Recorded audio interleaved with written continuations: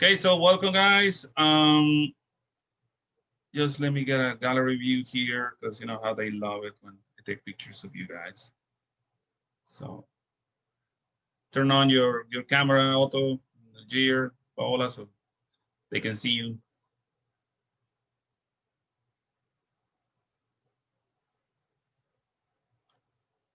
Okay, Paola, I guess she's still brushing her hair. That's cool. All right. All right, guys. So we are working with, where am I? This here. Still working with the basic elements of uh, approach, teaching, and method. Within this, we talk about the design. Last time we were together,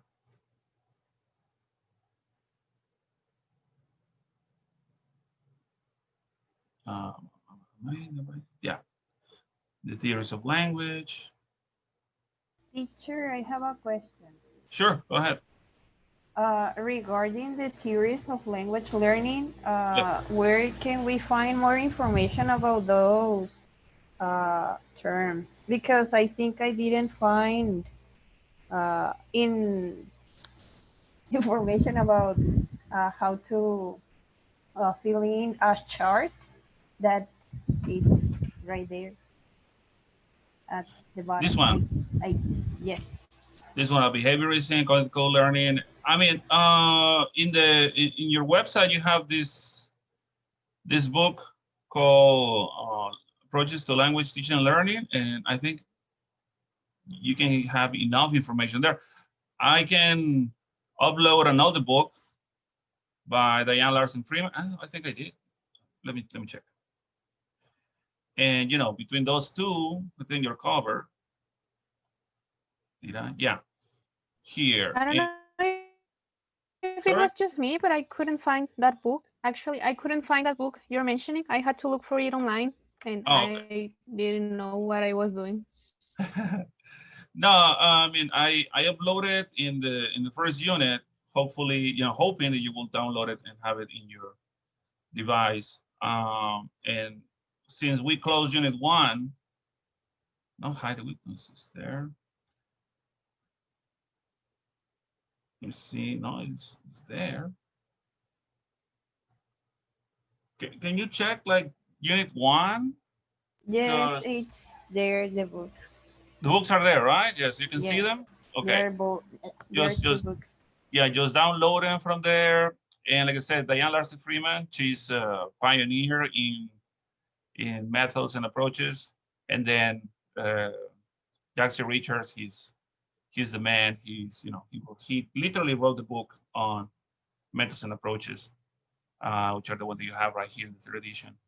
And like I said, you can find a lot of information about those concepts and examples and everything within these two books.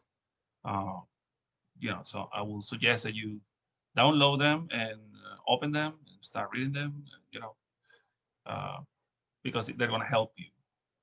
Going to help you a lot. Thank you. All right. So we were working with design the last time we were together. So we're going to do some just a little bit of practice in Nearpod, and then we're going to do some talking. You know, you can ask some questions. So let me just put that. Very good. Very good. Thank you, Tony. If you check your chat, you can see that in page 22, you will find, I think, the definitions and samples and stuff like that on this. All right. Now, the last thing we did was procedure, right? This was it. Elements of the design. We did the matching of the elements of the design. We saw the matching the pairs. Okay. Uh, let's go back.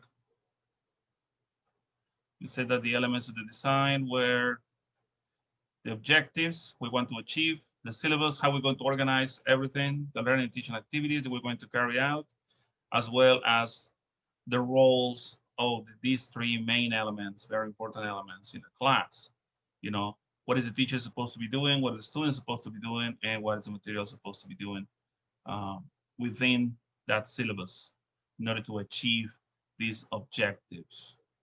I would say the learning and teaching activities that we present have to be consistent with our approach to learning, our belief on how what language is and how people learn. So we got that. All right, so we're gonna do this collaborative activity together. Teacher, Yep. I don't know if your screen froze or mine, but I Can still you are share at the full screen? yes. Okay.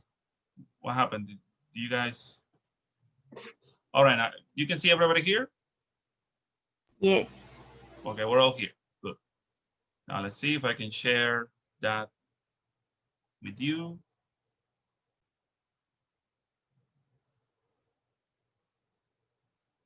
Oh, thank you. Okay. So let's reflect, right? Let's work on that realization. How important do you think it is for teachers to know about these elements of, design, the objectives, the syllabus, the teaching and learning activities, the roles of the learner and the student, sorry, the learner, the teacher, and the material. Uh, when we carry out the procedure of certain method in the classroom. Okay, so if you can write down what you think, how important it is for us to know this. So write down just what you think. I think most of you are going to say that it's very important to know, but I want to know why.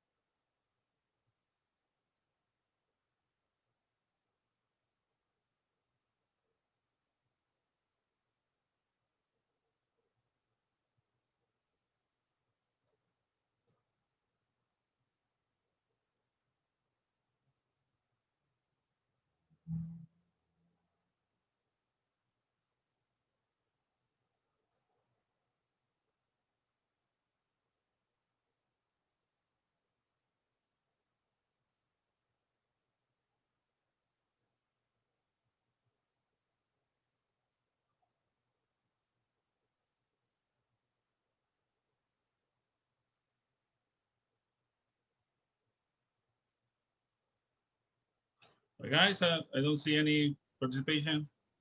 I think you need to refresh your web page. Mine says it's pending approval. Yes. I don't know what that means. Teacher Or if you have Nadeshda, to do something. Nadeshda says if you want, if you can let her in. Okay. Here I am. Thank you, guys. Ah, sorry. So just refresh it, see if it opens. Oh yeah, there you go. Sorry, my bad. All right, helps us teachers to understand which activities or methods. Don't confuse me. Activities or methods are not the same. They're different things. We use in the classroom relate to the content or the topic and why, how this affect in the student's learning process and how to work with it. Very important point here, and why. Okay. I mean, you have to be aware. Everything you do in class has a purpose. You do it for a reason. Okay, you don't just do things uh, because I don't know you felt like it. So it has to have a reason why. And most of the time it does, but you're not aware of it. You cannot explain it. You just say it works. Okay, which is good for the average teacher, but you are BA teacher, so I need to be more professional than that. You need to be able to justify why your decisions.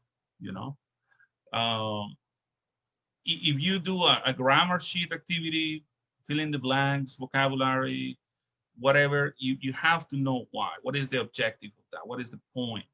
What do I want to achieve with this?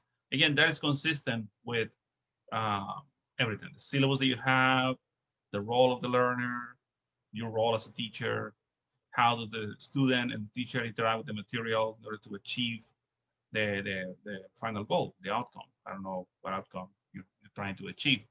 Hopefully to teach people how to use English. Um, in order to give them the necessary importance, very general, very general. It's important, but teachers should take into consideration the advantages of the method as well as the disadvantages, yes. And then we focus on the good side of the method, but we don't realize of the future problem that it might generate. Excellent, very good point. Okay, think about both parts, you know, like the man here, Ricardo says, the good side, the bad side, the advantages and disadvantages. I mean, how much work do you have to do in order to, uh, apply an activity, and how is the cost benefit really worth it? You know, sometimes you spend 2 hours preparing an activity that students are going to do in less than 2 minutes, and what did they learn from that? I mean, was it worth it? Do you have better things to do? Or maybe you have an activity that you just brought it in because it's Friday and you don't want to teach, so you're just wasting time. Okay, and that's terrible because I mean you don't see it, but you are showing that you really don't care about your class. You really don't care about your students learning or not. You just going through the motions, like, okay, you want me to be here with my students, I'm gonna be here with my students, and let's listen to a song and just listen to the song and write the whole song from scratch. Okay, we can listen to it as many times as you want. Just, I mean, really, what are you trying to achieve with that? What kind is that? A teaching activity? Is that a learning activity? Or is that just wasting time activity? Think about that. Okay, if your coordinator were to walk in at that moment, how would you justify such an activity? Okay, it's important because knowing this will make our job much easier, or at least easier than those teachers who are unaware of it. Very good. Yes. Okay. Like I said, it's your knowledge will help you make better decisions. Okay. So you have to know where is this class going? What is the final objective? We have like short-term, mid-range, and long-term objectives to carry out. What you may call like what do you call those?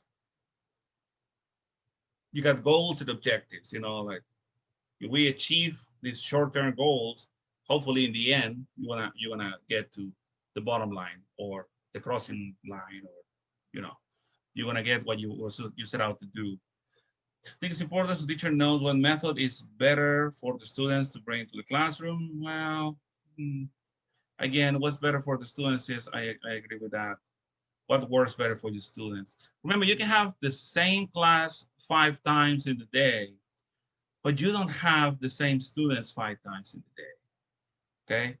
So that means that the same content of the class may have to be presented in different ways because you're trying to adjust to your students, right? You're trying to adjust to how they work, because in the end, you want to achieve the same objective at the end, which is to teach them, I don't know, how to carry out functions or something, right? The order, the organization of the course is very important.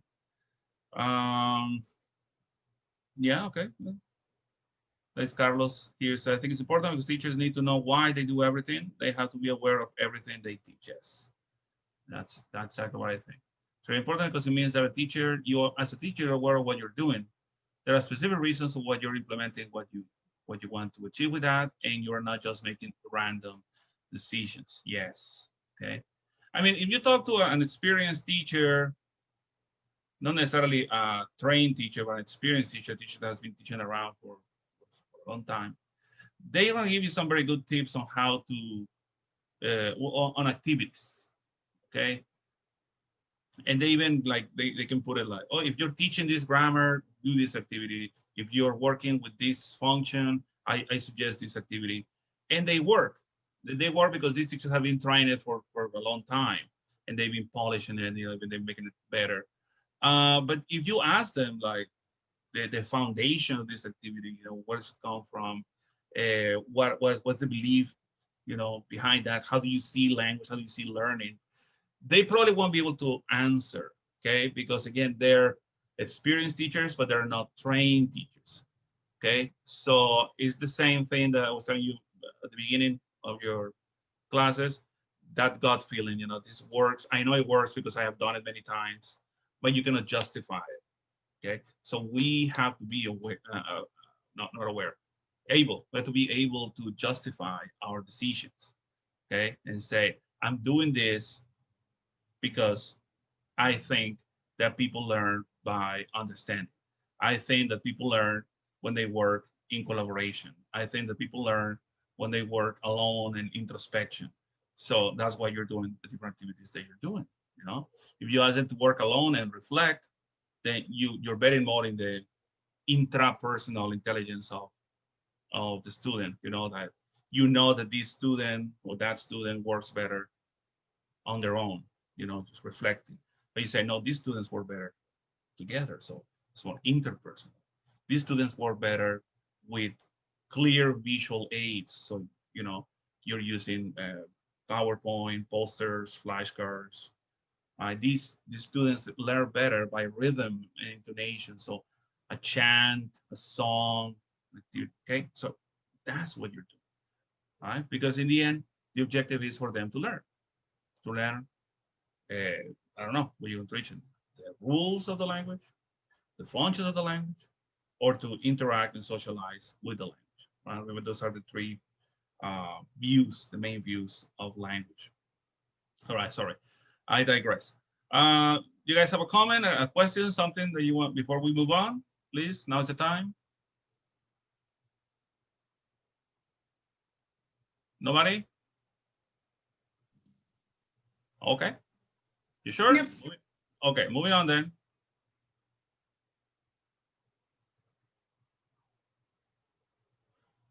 So like I was saying yesterday, or the last session, sorry. Procedure, right? The last level of conceptualization and organization within a method is what we refer to as procedure, okay? This encompasses the actual moment-to-moment techniques, practices, and behaviors that operate in teaching the language according to a particular approach or a method, okay? So we have the belief system. That's your approach. You have your method, just how you're going to organize things. Within the method, you have your design. We have the elements of design. What is the objective? What is the syllabus?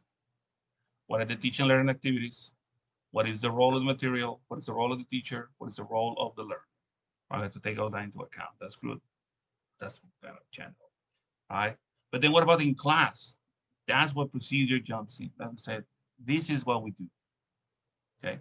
It is the level at which we describe how a method realizes its approach and design in classroom behavior. I don't know if you understand what I'm saying.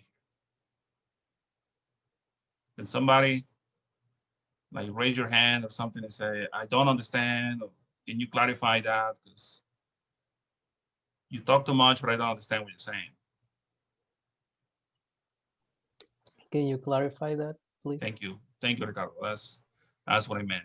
Okay, so within the procedure, that's when you're teaching. Okay, so imagine that I bring a grammar sheet to the class and I tell the students, complete the grammar sheet, change the verb from the present tense to the past tense. That's the activity. Okay, now notice how I gave the instructions. Complete the grammar sheet using the past tense to change the verbs. Okay. Now, from there, you can infer that as a teacher, I see language as structure, function, or social. Structure. Structure, right? Because I'm Structure. working with grammar and I'm giving explicit meta language instruction to my students as if they knew. I'm telling them, remember to use the transitive verbs and intransitive verbs, blah, blah, blah, blah. Okay. It's like, teacher, you see language as structure, you see language as grammar, and you want us to memorize these. You want us to, like if you don't know how to do it, take out your verb list and you can, help yourself on there. Okay. So I told you before, that quote from the Bible that I told you, por sus frutos les conoceréis. Okay.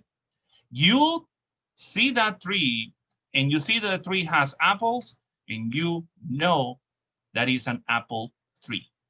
That tree might say, no, I'm a banana. No, I'm a banana tree. I'm a nut tree. I'm a pear tree, whatever. Okay. But you can say whatever you want, but reality says that you are an apple tree. You can say that your class is communicative. You can say your class is humanistic. You can say your class is constructivist. But it is your actions that are giving you away. Okay. So if I tell you, oh no, my class is communicative and my students, wow, they love to talk to each other. And blah, blah, blah. Okay. And you go into the class and you see that the students are working only with grammar. They're not talking to each other. They're just filling the blanks. And you're like, well, what happened? It was all talk because it is the actions, it is the activities that you carry out in the class that are going to give you away. See what I mean? That's what I mean in the procedure, in the moment-to-moment situation in the class.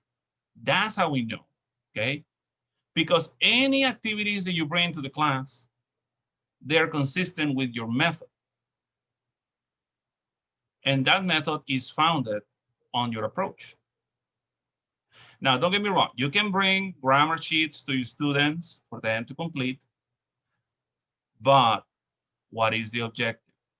You want them to do the activity and just memorize it. You want them to do the activity and reflect on it. You want them to do the activity alone. You want them to do the activity in groups. You want them to help each other. You know what I'm saying? Okay. So again, like I think I told you that last session, it is not just the material, but how you use the material. Okay.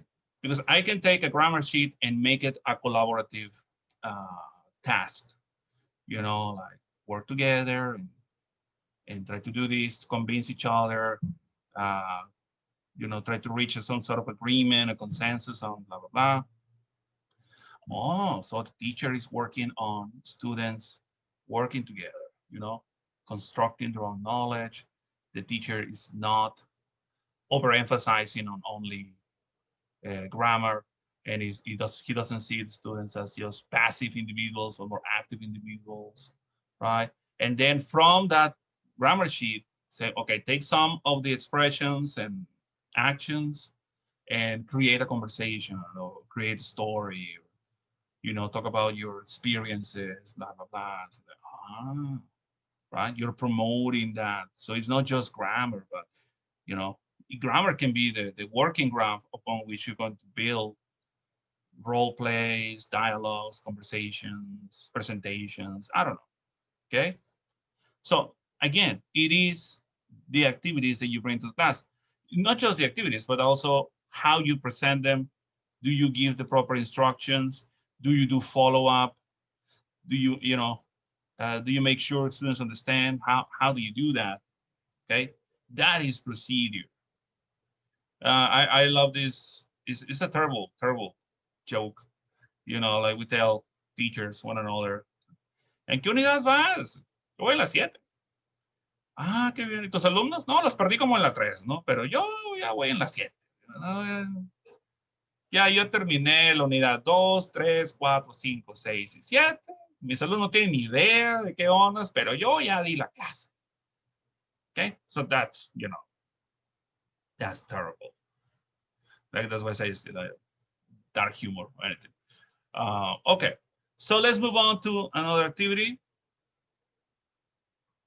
As at the level of design, we saw that a method will advocate the use of certain type of teaching activities as a consequence of its theoretical assumptions about language and learning. At the level of procedure, we are concerned with how these tasks and activities are integrated into the lessons and used as the basis for teaching and learning, okay? So again, with design, we know we have an objective, we have the teaching and learning activities, blah, blah, blah.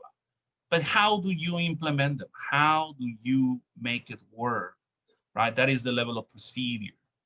And I think I told you yesterday, there are 3 elements to the procedure. Do you remember? Of course not. Okay. Lori? No? Presentation, practice, and feedback. Very good. Yes. Presentation of the content, practice of the content, and feedback from your students. Do you not make sure that they actually understood, right? And that's what we're going to do here.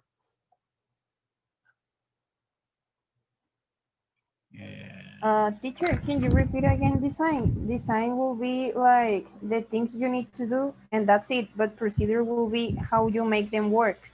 Yes. Or am I wrong? Design, like we said, design. Remember, we have the elements of design, the objectives, the syllabus, the teaching, learning activities, blah, blah, blah, blah, right? That's a design. The procedure is the step-by-step implementation of those activities in the class, consistent with the organization of the method, founded on the approach. All right, guys, so this is a fill in the blank activity. You're going to read the concepts of procedure and try to complete it. Just click on the word and try to complete the definition.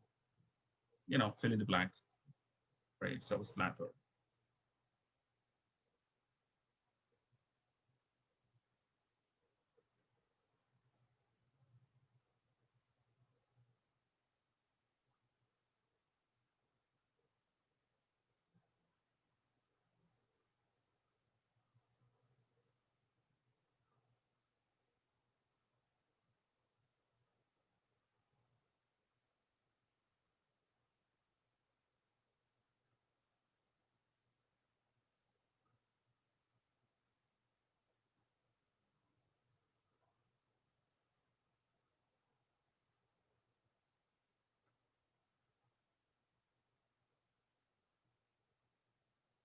Ah, yeah, thank you.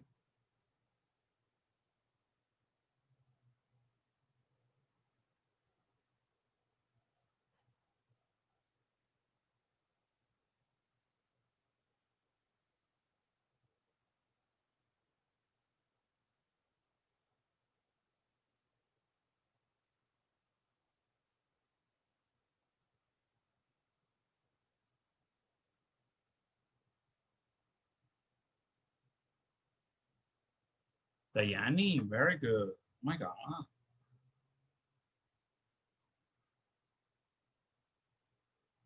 Paola, excellent. Yvette is getting there.